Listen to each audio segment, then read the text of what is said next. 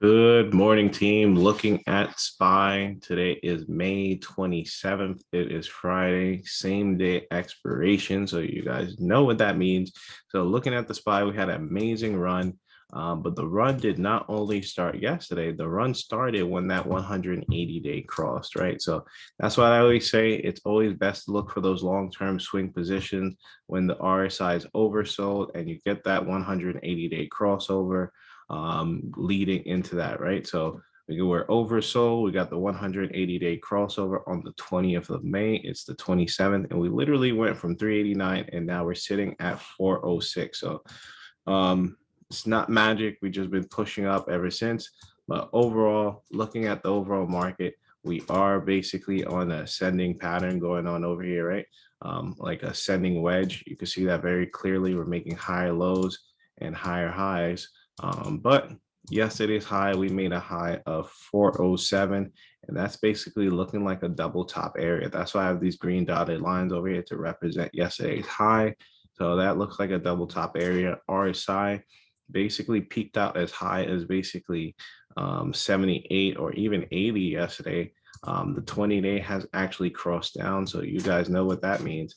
If this 20-day starts to open up and head towards divergence over here, we could get basically a nice little drop on the break of the 20-day trade line. You can see on this whole move up with that 20-day crossover from the 25th, we've been holding above that 20-day trade line. And that's what you want to see when you're going for that long position. You want to see these candles respect that trade line to the upside, just like you want to see it respect the trade line when it's basically dropping, right? So watch for the break of 405, and then we could start getting to 403.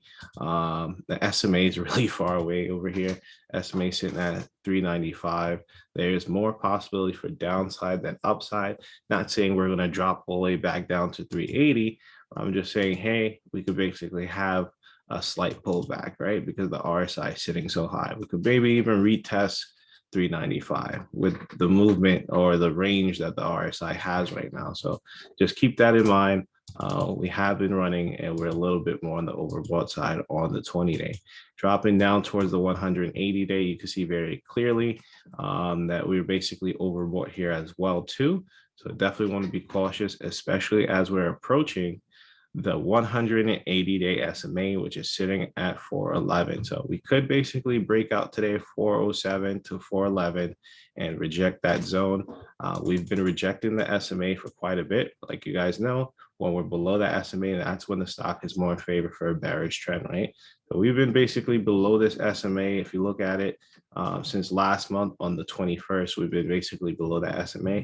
And now we're coming back to retest it. So one or two things are going to happen. We either break above it and we start going up higher, or we reject it and we come back down. So let's see what happens. 407, 407 to 411, and we're looking at 405 to 403, and you may get lower from there. So let's see what happens. Next stock we're going to talk about, which gave a monster move yesterday, Tesla, right? Looking at Tesla, Tesla has been on a descending pattern as well too. You can see it's basically went from 995 to where it's at right now. But now yesterday we broke out of this wedge, right? We were basically rejecting that wedge. We broke out of it, and now we went to 718 after hours. So we have a recent high at 730, right? 730. We rejected it twice and we came down. So that's what we want to watch today. We want to watch to see if we break that 736 level, and then we can start basically pushing up towards like 770, 750, maybe even 780. RSI is extremely overbought, just like the SPY, right? So especially when you're doing this, you're looking at multiple charts, you could actually get a feel of what's going to happen, right? If a lot of stocks are overbought, that means we're going to have some type of pullback. So watch for the break below 713, then we could start dropping to 706. Once we break 706, Tesla is actually above its 20-day SMA. That's why I put that blue line over here. So if we break 706, that's going to be the key area, 706, 705, that you want to watch for basically pullback.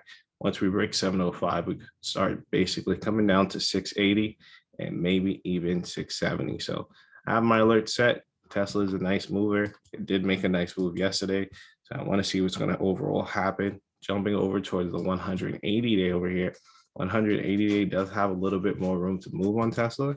Just double checking over here, see if there's any news. Yeah, no real news on Tesla at all. Just getting a little bit more on the overbought side, just like everything else. We've been running on Tesla since the 25th, so not as long as the SPY, but it's basically bullish, holding above that 180-day trade line. Last but not least, I seen some people kill it yesterday on this stock, so I had to throw it up on here. So as you know, the way we make watch lists is basically the previous day runners, right? So the previous day runner, yesterday's major runner, double bottom pattern strong, right? We came down, tested that $80, came down, testing that $80, no less than we're talking about Baba, right? Alibaba. Alibaba went from $80 to $95. The break of $95, we could basically start going to 97. Alibaba is very overbought right now. If we do start to come back down, key level you want to watch, we want to watch for that 93. Then we can start going to 90. So set your alerts. Our side is overbought on both charts, 180-day and 20-day. So it's only natural, even if we want this thing to go up, for it to have some type of pullback before it continues its uptrend. So all right, so that's going to be it, guys. Hopefully you guys close out your week strong. Make sure you guys use a stop loss, especially if you're participating in those same days. Make sure you wait for direction. Hopefully you guys have a great day. I'll see you guys in the chat room later.